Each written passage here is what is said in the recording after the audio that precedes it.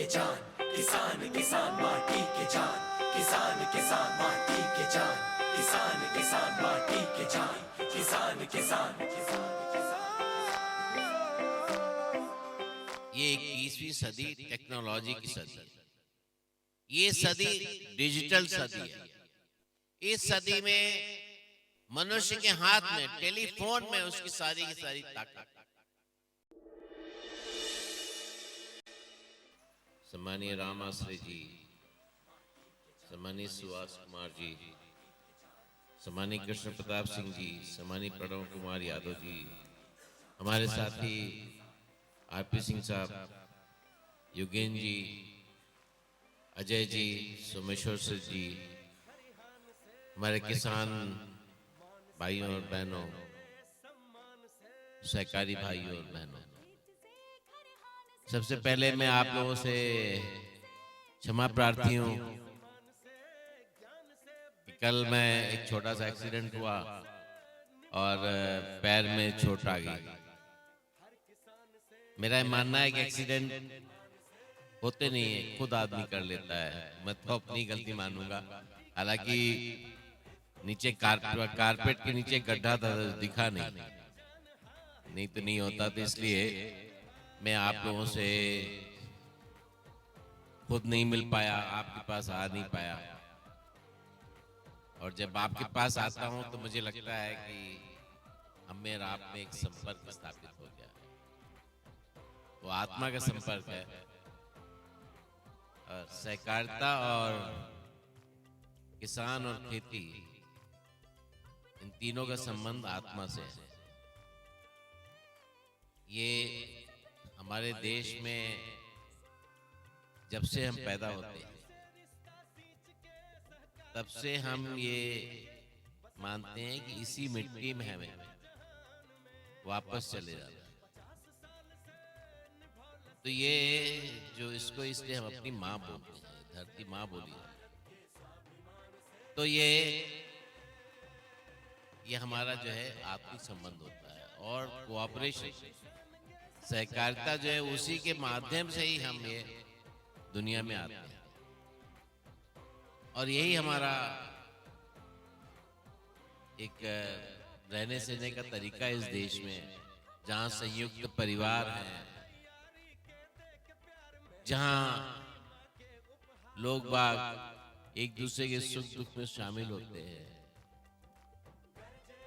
जहाँ परिवारों से परिवार का संबंध रहता है, गांव से गांव का संबंध रहता है। इसलिए ये मैं आपसे जब मिलता तो ज्यादा मुझे अच्छा लगता। पर हमारे सहयोगी आपसे मिले और आपने कुछ उनको अपनी बातें बताई, उन्होंने अपनी बातें आपसे सुनी। ये बड़ा ही अच्छा सुंदर मौका था। मुझे अभी पता लगा एक चीज, मैं इसलिए मैं पहले बता देना चाहता हूँ। रेक पॉइंट जो है वो भारत सरकार का रेलवे मंत्रालय तय करता है। और उसमें यदि आप चाहते हैं कहीं पर कोई रेक पॉइंट खुले, और जो मुझे मानना है कि खुलना चाहिए, तो उसके लिए आपको रेलवे मंत्रालय को लिखना होगा और अपने सांसद महोदय से उसकी संस्तुति करानी होगी। अपने जो आपके एमएलए साहब हैं उनसे भी लिखवाना होगा। अपने जो भी सामाजिक कार्यकर्ता हैं उनको साथ में लेकर के लिखवाना होगा। और फिर उसकी कॉपी आप हमें देंगे तो हम उसको कोशिश करेंगे कि वो फाइलों में दब ना जाए, पर मंत्री महोदय तक पहुंच जाए, तो शायद उस पर हम आपकी कुछ मदद कर सकेंगे। इसके पहले कि मैं और कोई बात करूं, यहाँ बच्चों ने बहुत अच्छा अपना नृत्य प्रस्तुत किया और कलाकारों में भी भाग लिया। तो हर कलाकार को इफ्को की तरफ से और मेरी यहाँ के जो हमारे सोमेश्वर जी हैं एरिया मैनेजर, उनसे प्रार्थना है कि प्रशस्ति पत्र के साथ 1000 रुपए हर कलाकार को देने का कष्ट करें। भाइयों और बहनों, ये जो हमारा सफर है 50 साल, ये सफर एक छोटे से कदम के रूप में शुरू हुआ 67। ये वो समय था जबकि सहकारिता में कोई भी ऐसी संस्था नहीं थी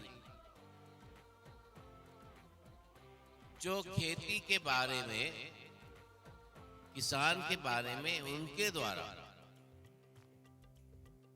चलाई जाए। तो इस पे और बाकी देशों का, चाहे वो लंदन रहा हो, यूनाइटेड किंगडम रहा हो, इंग्लैंड रहा हो, चाहे अमेरिका रहा हो, चाहे यूरोप रहा हो, चाहे जापान रहा हो, ये सब लोग सहकारिता के मामले में बहुत आगे थे।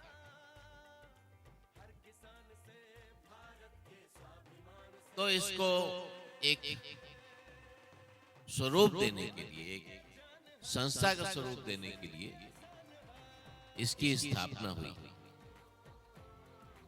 और उस समय 5 लाख रुपए की पूंजी से ये संस्था शुरू की गई, 57 मेंबरों से। जैसे जैसे इस पे हमारे किसानों का, सहकारिता के लोगों का विश्वास बढ़ता गया, जैसे जैसे इसकी पूंजी बढ़ती गई, इसके मेंबर भी बढ़ते गए, और आज हम एक विशाल वट वृक्ष के रूप में, वट वृक्ष में नहीं करूंगा, एक विशाल वृक्ष के रूप में हम खड़े हुए। हमने अपने काम को आगे बढ़ाया और इस बात की सराहना केवल यहां ही नहीं, आपके यहां ही नहीं, पर यूनाइटेड नेशन ने हमें दुनिया की सर्वश्रेष्ठ सहकारी संस्थाओं में इसका स्थान दिया। और पिछले 3 साल से उनकी जो वर्ल्ड कोऑपरेटिव मॉनिटर है, उसमें हम नंबर शीर्ष स्थान पे पिछले 3 साल से बने। तो ये किसी भी ऊंचाई को छूना तो मुश्किल है ही, लेकिन उस ऊंचाई पर बने रहना ये बहुत ही मुश्किल काम। तो उसको हम लोगों ने किया, वो आपके आशीर्वाद से, आपके प्यार से, आपके स्नेह से, आपके विश्वास से हम लोग यहां पर हैं। तो इसलिए 50वें वर्ष में हमने निर्णय लिया कि हम देश के 125 स्थानों पे जाएंगे, अपने मेंबरों से मिलेंगे, उनके मेंबरों से मिलेंगे, अपने अच्छे किसानों से मिलेंगे, और अपने मेंबरों और किसानों को जो बहुत अच्छे हमारे सीनियर कोऑपरेटर है, सीनियर सहकारी हमारे नेता हैं, बहुत अच्छे किसान हैं, उनका सम्मान भी करेंगे। तो ये कड़ी होते हुए आज हम भागलपुर में हैं। ये हमारा 44वां पड़ाव है और अभी 81 पड़ाव और हमने तय करने हैं।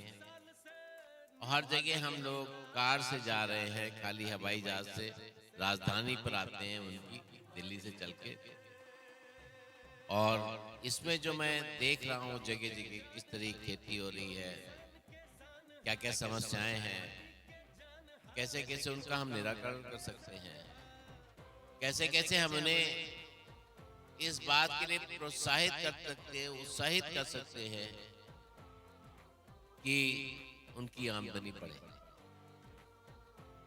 हमारा ये मानना है, इफ्को के मानना है कि अपनी मदद खुद करनी होती है। भगवान भी उसी की मदद करता है जो खुद मदद करना चाहता है। तो हमने जीवन में खुद और इफ्को में कभी किसी की तरफ, कभी किसी से कोई दया नहीं मांगी, कभी किसी से कोई याचना नहीं की। जो कुछ किया है अपने आप से किया। तो इसलिए मैं आप लोगों के पास भी जो आ रहा हूं कि हमारी जो सहकारी संस्थाएं हैं, हमारे जो किसान हैं, वे देखना छोड़ दें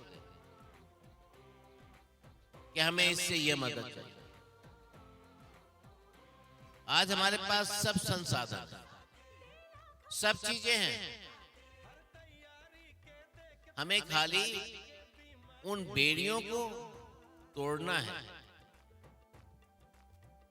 उन मेड़ों को हटाना है जो हमें रोकती है। हमारा अच्छी जलवायु अपने देश है, हमारी नदियां हैं,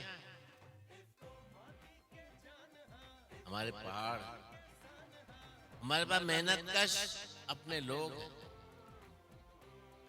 नौजवान हैं हमारे यहाँ।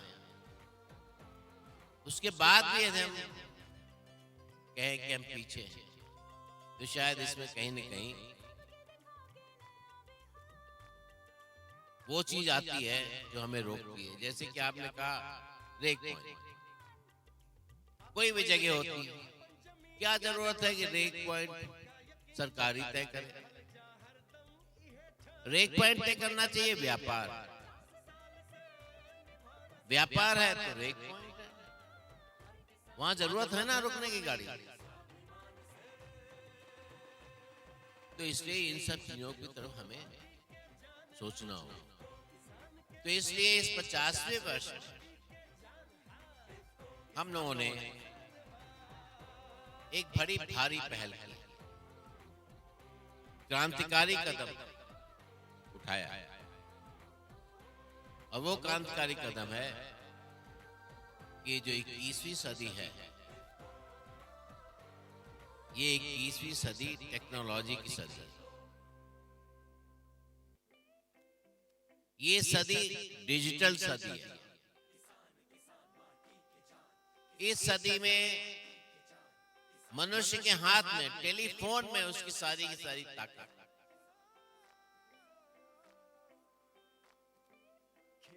और इसलिए हमने शुरू किया है भारतीय सहकारी डिजिटल प्लेटफॉर्म। भारतीय सहकारी डिजिटल प्लेटफॉर्म में अब तक 43 स्थानों पे हम लोगों को जोड़ चुके हैं। ये 44वां स्थान। और इसमें जब आप अपना रजिस्ट्रेशन करा रहे हैं तो अपना फोन नंबर देते साथ ही आप डिजिटल व्यवस्था से जुड़ जाते हैं। और यदि आपने आधार नंबर भी दे दिया तो उसमें सोने पे सुहागा हो गया। तो ये तो होते साथ ही जैसे आप प्लेटफॉर्म से हमारे जुड़ जाते हैं, और उसमें हमने व्यवस्था की है कि आपको एक पैसा नहीं खर्च होना, आपका जो भी खर्चा इफ्को का है। पर उस व्यवस्था में जुड़ते साथ ही आप सारे के सारे देश भर के किसानों से जुड़ जाते हैं, देश भर की सहकारी समितियों से जुड़ जाते हैं जो हमारी मेंबर हैं। और आप कहेंगे कि मैं कैसे समझूंगा, मैं तेलुगु कैसे समझूंगा, मैं तमिल कैसे समझूंगा, मैं तो हिंदी भाषी हूं। तो उसमें एक है भाषा। भाषा में आपने अपना हिंदी दबाया तो आप ट्रांसलेशन में हिंदी से तमिल को दबाते साथ ही तमिल की भाषा का हिंदी में ट्रांसलेशन आ जाएगा आपके पास। और हम उसको मॉनिटर करते रहेंगे कि मान लीजिए आपको आ रहा है, क्योंकि अभी जो टेक्नोलॉजी है उसमें 70% सही ट्रांसलेशन आता है। हो सकता है 1.5 साल टेक्नोलॉजी बहुत जल्दी बदल रही है, 1.5 साल 2 साल बाद 100% सही ट्रांसलेशन आ जाए। ये गलत ट्रांसलेशन हुआ तो उसको हम लोग तुरंत ठीक करने का प्रयास करें। तो ये होते साथ ही संवाद शुरू हो गया आपस में। आपका व्यापार का दायरा बढ़ गया, आपको पता लगने लगा यहाँ ये भाव है, यहाँ मैं इस भाव बेच सकता हूँ, वहां इस भाव बिक रहा है। या मान लिया आपका मक्का है, आप यहाँ किसी भाव बेच रहे हो, आप देख रहे हो आंध्र प्रदेश में वही भाव 1.5 गुना है, 2 गुना है, तो आपको पता लग गया ना।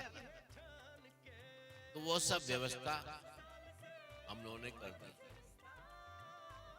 इस व्यवस्था में यही नहीं, जैसे आज आपके साथ हमारी मीटिंग हुई, ये सारी की सारी वहां 1 हफ्ते के अंदर आ जाएगी। आपको सब लोग आप लोग आ जाएंगे, आपके नंबर आ जाएंगे, आपके आधार नंबर आ जाएंगे। और यदि हमने कोई नई चीज पता लगी कि मान लिया आज बायो फर्टिलाइजर इस तरह का है, जैसे कि इफ्को का बायो फर्टिलाइजर जो है, हमारे योगेंद्र कुमार जी से मैं आग्रह करूंगा थोड़ा उसके बारे में और बताएं। आपका धन्यवाद। सभी सम्मानित मंच एवं किसान भाइयों, जैव उर्वरक के बारे में आपको काफी जानकारी दी गई है, लेकिन मैं इतना बताना चाहता हूं कि जो इफ्को के द्वारा उत्पादित जैव उर्वरक है, जिसको डालना अब अनिवार्य हो गया है, उसकी 1 एकड़ की एक जो बाटल है वो 250 मिलीलीटर की, वो 40 रुपए की है। 1 मिलीलीटर में जो मानक है भारत सरकार के, उस हिसाब से 10 करोड़ जीवित जीवाणु होने चाहिए। यानी 250 मिलीलीटर में 2500 करोड़ जीवित जीवाणु होने चाहिए। लेकिन जो इफ्को द्वारा उत्पादित जो आधुनिकतम तकनीकी है, उसके द्वारा जो जैव उर्वरक बनाया गया है, उसमें 3 गुने जीवाणु हैं, यानी 7500 करोड़ जीवित जीवाणु हैं। और जीवित जीवाणुओं की संख्या केवल रासायनिक उर्वरकों के ऊपर जो निर्भरता हमारी प्रारंभ हुई सन 1970 से या 1-2 साल पहले से आज तक, उसकी वजह से हुई। हमने जैविक और जीवाणु खादों का प्रयोग नहीं किया। इस वजह से भूमि में जीवाणु कम हुए। भूमि यानी धरती माता की जीवंतता, उसकी प्राण शक्ति को ठीक करने के लिए अब इनका इस्तेमाल बहुत आवश्यक है। हमारे माननीय प्रबंध निदेशक महोदय ने और निदेशक मंडल के वरिष्ठ सदस्य श्री आर.पी. सिंह साहब ने ये व्यवस्था दी कि हमारी संस्था जो उत्पाद किसान के लिए बहुत ही लाभकारी हैं, हमारी देश की भूमि की उर्वरा शक्ति को बढ़ाने के लिए लाभकारी हैं और कृषि उत्पादन के लिए अत्यंत महत्वपूर्ण हैं, उन उत्पादों पे हम लाभ नहीं लेते हैं। हम सेवा भावना से ये 40 रुपए की जो शीशी है, ये समिति को 35 रुपए में देते हैं और समिति के लोगों से आग्रह होता है कि वो आगे किसान भाइयों को 40 रुपए में उपलब्ध कराएं। उपयोग विधि के बारे में आपको वो अभी जो सुरुचि जी ने बताया है, कुछ भी नहीं करना है। एक बार पुनः दोहरा देता हूँ। इसको 60 से 1 कुंटल या 1.5 कुंटल जो भी सड़ी हुई गोबर की खाद है, उसमें मिला करके छायादार स्थान पे 48 घंटे रखना है। छायादार स्थान पे जब इसे 48 घंटे रख देंगे तो संपूर्ण मिश्रण जो है उसका, वो जीवाणु खाद में तब्दील हो जाएगा। उसमें असंख्य करोड़ जीवित जीवाणु पैदा होंगे जो आपकी मिट्टी में जा करके, जैसा उसने बताया कि एक छोटी मोटी नाइट्रोजन की यूरिया की फैक्ट्री लगाएंगे और फास्फोरस पोटेश जैसे कीमती पोषक तत्वों की घुलनशीलता को 35% तक बढ़ा देंगे। इसके साथ ही साथ सभी प्रकार के आवश्यक हार्मोन, एंजाइम, एंटीबायोटिक जो भी पौधों को चाहिए वो सारे ये देंगे। ऐसी परिस्थिति में हमें एक बार जरूर इसका प्रयोग करना चाहिए। कम से कम एक बार 40 रुपए अगर आप खर्च करोगे तो अपनी भूमि की उर्वरा शक्ति को न केवल आप कायम रख पाओगे, बल्कि अपने उत्पादन को 10 से 15% बढ़ाने में कामयाब होगे। नकली की रोक पाना, आप इफ्को का जो इसमें मोनोग्राम है वो देखें। और मैं प्रार्थना करूंगा अभी JR साहब से भी कि एक ऐसा परिपत्र जारी करें अपने कम से कम मंडल में कि इफ्को से हमारी सहकारी समिति के लोग जैसे उर्वरक क्रय करते हैं वैसे इनका क्रय करें।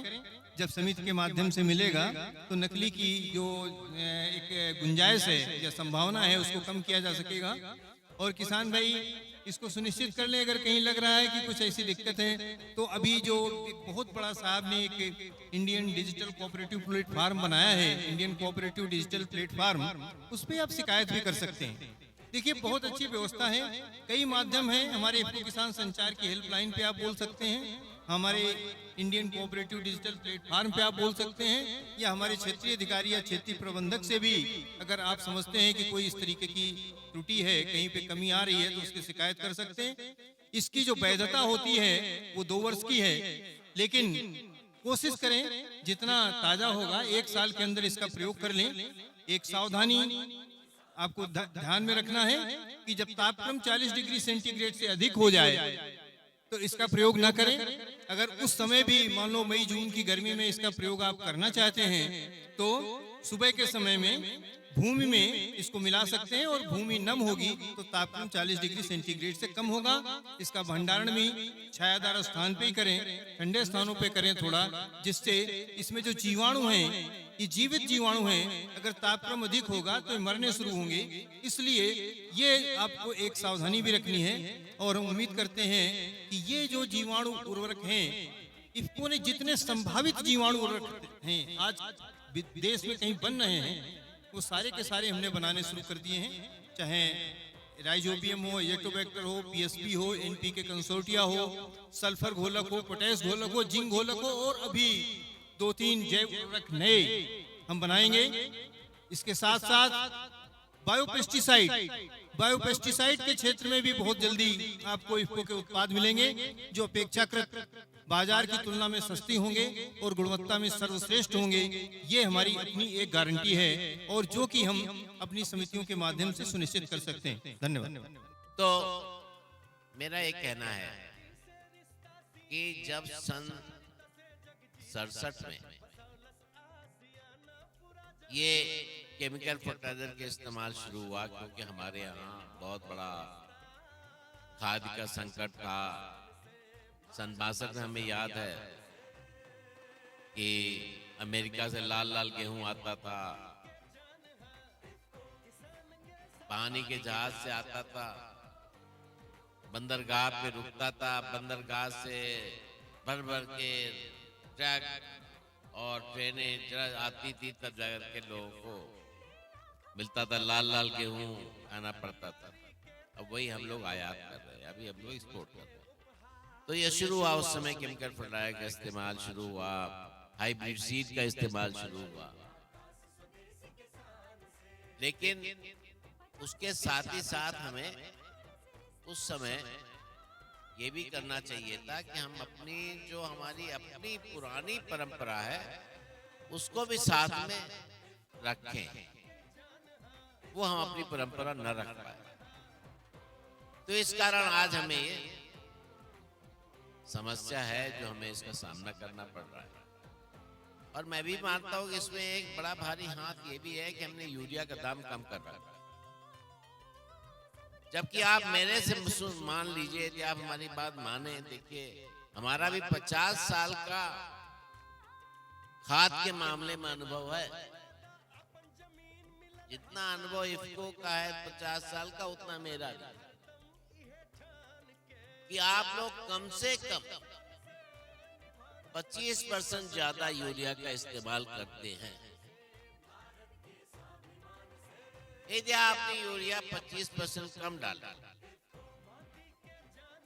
4 बोरा डालते हैं, 3 बोरा डालते हैं, 1 बोरा डालते हैं, चौथाई बोरा डालिए। जो बच जाए उसको अच्छी तरह बांध के ऐसा सील करके रख दिए कि उसमें पानी ना जाए। पानी वाली जगह पे मत रखें ताकि खराब ना हो। तो आपके कोई फर्क नहीं पड़ने वाला है। हाँ, थोड़ा लंबा कम होगा, पर लंबा होना जरूरी नहीं है, उसमें दाने आने ज्यादा जरूरी है। ये आप भी जानते हैं, हम भी जानते हैं। तो उसके साथ ही हरी खाद है, आपको बताया बायो फर्टिलाइजर का है, गोबर की खाद है, थोड़ा सागरिका है। वही पैसा जो बचा, उस बचे पैसे से आप ये सब चीजें इस्तेमाल करेंगे तो आपकी खेती अच्छी होगी, आपका अनाज भी अच्छा होगा। आपको पता, आज पंजाब का आदमी जब गेहूं पैदा करता है तो अपना गेहूं नहीं खाता, उसको दे देता है, क्योंकि वहां इतने सारे जिंक हैं, ये सब निकल गए। अब गेहूं में जो आ रहा है गेहूं वहां से, उसमें इतनी अच्छी क्वालिटी नहीं है। उसको तो हम जब एक्सपोर्ट या मानिए करिए तो ह्यूमन कंजम्पशन के लिए खराब है। ये तो इजिप्ट जैसे देशों ने वापस कर दिया। तो एक बड़ी समस्या है। इससे ये जो हमारा माध्यम है, इस माध्यम से हम आपको लगातार आपसे संवाद में रहेंगे, आपको बताते रहेंगे। मेरा ये भी मानना है यूरिया का जो दाम है वो कम है, बहुत कम है। पिछले 15 साल उसका दाम नहीं बढ़ा, और हर कोई डरता है कि साहब दाम बढ़ाएंगे तो किसान नाराज हो जाएंगे। मेरा मानना है दाम बढ़ाओगे तो किसान के हित में होगा, वो थोड़ा कम खरीदेंगे। नहीं तो आज बोले अरे सस्ता है ले आओ। अधिकतर लोग, पर आप लोग समाज के नेता हैं, पैक से जुड़े हुए हैं। जेआर साहब ने ये बात भी कही, रामाश्रय प्रसाद साहब ने, और उन्होंने बहुत अच्छी बात कही कि आप लोग पैक्स के लेवल पे करो, लेकिन उसकी समस्या का भी इसमें समाधान करना कि जो हमारा प्लेटफॉर्म है इसमें यदि आप जोड़ दीजिए उन लोगों को भी फोन से और आधार से, तो वो भी उसी को कर सकते हैं। और बहुत आसान तरीका है कि आपने इफको बाजार डॉट मतलब बिंदी और इंडिया की जगह पे IN खाली लिख दिया, छोटा IN इंडिया लिख दिया तो आपको तुरंत आ जाएगा भारतीय सहकारी डिजिटल प्लेटफॉर्म, और अंग्रेजी में लिखा होगा इंडियन कोऑपरेटिव डिजिटल प्लेटफॉर्म। और फिर भाषा है, भाषा दबा के अपना आप सब चीज शुरू कर सकते हैं, बातचीत कर सकते हैं, संवाद कर सकते हैं। एक बात की और हम लोग, मुझे आप लोगों से प्रार्थना है कि हम लोगों की ये आदत है कि हम किसी में बुराई बहुत जल्दी निकाल लेते और अच्छाई की तरफ ध्यान नहीं देते। मेरा मानना है कि यदि आप उसमें अच्छाई देखेंगे ना तो आपके काम आएगा, बुराई देखेंगे तो आपके काम नहीं आएगा। अबे प्लेटफॉर्म शुरू होगा, इसमें कुछ गलती भी हो सकती है, कुछ गलत सूचना भी कभी आ सकती है, किसी ने कुछ लिख दिया वो भी आ सकता है। तो ये आपका अपना प्लेटफॉर्म है, आपके अपने लिए है, आपके काम के लिए है। इसमें से कोई भी हम इसको कोई पैसा नहीं बचाने जा रहे हैं, ये आपकी सुविधा के लिए है। तो इसको अपना समझ के इस्तेमाल करिए और अपना समझ के इसके साथ जुड़िए और लोगों को भी इसमें प्रोत्साहित करिए। जैसे आपके घर में मान लीजिए कोई बहुत अच्छी मिठाई बनाता है, उसको बनाने का तरीका वहां कर दीजिए और बोल दिए भाई मैं बेचने को तैयार हूं, मैं इस भाव बेचूंगा, होता आपका व्यापार चल जाए। लोक नृत्य है बहुत अच्छा करने वाला कोई घर में, उसको वीडियो बना के आपने अपलोड कर लिया, हो सकता है बहुत सारी जगह से उनका आने लगे भाई आप परफॉर्मेंस दीजिए, यहाँ आपको इसका ये पे करेंगे। तो बहुत सारी चीजें हैं जो आप कर सकते हो, जो आपको अभी आइडिया नहीं है कि आपके पास क्या क्या घर में लक्ष्मी रखी हुई है, क्या क्या आपके घर में संपदा रखी हुई है, उसका आप कैसे इस्तेमाल कर सकते। और वही मैं देखता हूँ, मैं साउथ में देखता हूँ, पंजाब में देखता हूँ, वहां बहुत ज्यादा उनका व्यापार करने का तरीका आता है, और हमारे यूपी बिहार में व्यापार करने का तरीका कम आता है। तो मैं उन लोगों को भी आपसे जोड़ रहा हूं, तो धीरे धीरे आप लोग भी व्यापार करने का तरीका सीखिए। हमारे संस्था के बारे में हमारे लोगों ने बहुत कुछ आपको बताया, इसलिए मैं बहुत ज़्यादा उस चीज़ को वापस आपसे बात नहीं करना चाहता हूँ, ना आपका समय नष्ट करना चाहता हूँ। दूसरा ये मानना है मेरा कि नीम, दुनिया भर में गर्मी बढ़ रही है, हमारे देश में एक ऐसा पौधा है जो दुनिया का जो वातावरण है उसको ठीक कर सकता है, और वो पौधा किसी के पास नहीं है, वो है हमारा नीम का पौधा। नीम का पौधा पिछले साल हम लोगों ने 13 लाख नीम के पौधे लगाए और अपने मेंबरों को हमने फ्री दिया, उनसे रिक्वेस्ट की कि आप इसको लगाइए। और उसमें यह है कि जैसे पौधा बड़ा होगा और निमोली गिरने लगेगी तो 15 रुपए किलो, और निमोली भी आप हमारे नजदीक के ऑफिस में दे सकते हो, उसमें आपको आमदनी भी शुरू हो जाएगी। आज भी आपके पास नीम की है, नीम की निमोली है, तो उसको आप इकट्ठा करिए, हमारे ऑफिस में भिजवाइए, हम 15 रुपए किलो देंगे, किसी भी नजदीक के ऑफिस में, कहीं दूर जाने की जरूरत नहीं है, और तुरंत वहीं भुगतान होगा। आपको भुगतान खाली कैशलेस होगा, क्या आपने बैंक का नंबर देंगे, वो तुरंत उसको भेज देते।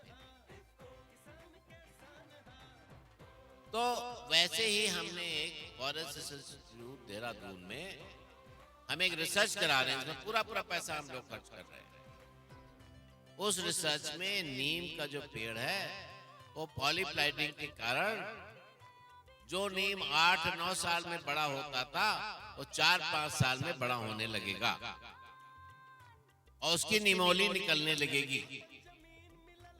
वो पौधा भी हम इस साल आपको देंगे, और आपसे मेरी प्रार्थना है कि उस पौधे को जब लगाए तो उसको अपने बच्चे जैसा ट्रीट करें, उसको बच्चे जैसा पाले, उसको कभी कभी पानी दे दें, कभी कभी उससे बात कर लें, कभी कभी उसको छू लें, तो जल्दी बड़ा होगा, आपके काम आएगा, देश के काम आएगा, समाज के काम आएगा। और ये जो गर्मी पड़ी हुई है, ये गर्मी भी कम होगी, हमारी पैदावार भी बढ़ेगी, हमारे यहाँ रोग भी कम होंगे, हमारा मेडिकल खर्चा भी कम होगा, और हमारे लोग हंस खुश दिखने लगेंगे। तो अजय सिंह जी बता रहे हैं बिहार में 1 लाख लगाए हैं, अगले साल 2 लाख लेकिन हम लोग लगवाएंगे, और इससे अधिक यदि आप लगा सके तो कृपया लगाइए। इसमें फिर आपको कुछ उसको पौधे के लगाने के लिए आपको पौधे कुछ पैसा नहीं देना है। ऐसा है कि हमारा 50वां साल है, इस साल में अपनी मेंबरशिप भी खोली है, और 1000 से 10,000 रुपए तक की नए मेंबर आ सकते हैं और हमारे मेंबर बन सकते हैं, और उनको हमारे साथ व्यापार करने की सुविधा रहेगी। और इसमें मेरी प्रार्थना अपनी बहनों से कि वे भी अपनी सोसाइटियां बनाएं जिसमें खाली ऑल वुमेन सोसाइटी हो। यदि वो हमारी मेंबर बनेंगी तो उनको हम अपनी इफ्को की आम सभा में खास तौर से निमंत्रित करेंगे और आमंत्रित करेंगे, ताकि उनका दायरा बढ़े, उनको बिजनेस करने का दायरा बढ़े। तो मेरा ये मानना है कि जब तक देश की महिलाएं, हमारे समाज की महिलाएं आगे नहीं आएंगी, तब तक हम लोग एक सभ्य देश के रूप में, एक बड़े देश के रूप में, एक विकसित देश के रूप में आगे नहीं आ सकते। तो उसमें मेरा आपसे निवेदन है, ये जो हमारा प्लेटफॉर्म है, इसमें हम कैशलेस किस तरीके से आप लोग अपना एक दूसरे से कैशलेस ट्रांजैक्शन कर सकते हैं, इसमें भी हम आपको ट्रेनिंग देंगे, और यहाँ भी हमने ट्रेनिंग कर रखी है। मेरा ये मानना है कि जो अपने देश में इस समय प्रधानमंत्री जी का जो ये इनिशिएटिव है, डिजिटल इंडिया और कैशलेस इंडिया, ये दोनों हमारे देश के एक बड़ी भारी कुरीति को और भ्रष्टाचार को समाप्त करने में सहायक होगी। ये मेरा पूरा मानना है, क्योंकि जब तक हम व्यक्ति के द्वारा पैसे का लेन देन करेंगे, तब तक उसके बीच में कुछ न कुछ कमी आने का जरिया रहेगा। और वहां से जब ये पैसे का लेन देन खाली इलेक्ट्रॉनिक माध्यम से होगा, तो उसमें से पैसे चुरा लेना बड़ा ही मुश्किल काम होगा। तो इसलिए बहुत बड़ा उनका इनिशिएटिव है और इस इनिशिएटिव को हम लोगों ने इफ्को में हर तरीके से सपोर्ट किया है। और जहाँ जहाँ मैं गया हूँ, 43 जगह जहाँ मैं गया हूँ, वहाँ भी पूरा सपोर्ट रहा है और मुझे पूरी उम्मीद है कि यहाँ भी आप लोग हमारा साथ देंगे और हमारे साथ डिजिटल प्लेटफॉर्म में जुड़ेंगे और अपने किसानों को मजबूत करने के लिए, उनकी आय बढ़ाने के लिए जो हम प्रयास कर रहे हैं उसमें हमारा आप सहयोग देंगे। आप सोचेंगे कि तो सब लगातार करें, इसमें घाटा है, ये मैं करूँगा, वो मैं करूँगा। मेरा भी जिंदगी का अनुभव है कि जो अच्छा काम होता है उसके लिए पैसे की कमी कभी नहीं होती। और चूंकि हम एक अच्छे रास्ते पे है, इसलिए मेरे पास पैसे की कमी कभी नहीं रहेगी, इसका मुझे पूरा विश्वास है। और आप लोगों का जब तक सहयोग है, आप लोगों का जब तक हमारे साथ विश्वास है, ये हमारा बना रहेगा। बहुत बहुत धन्यवाद।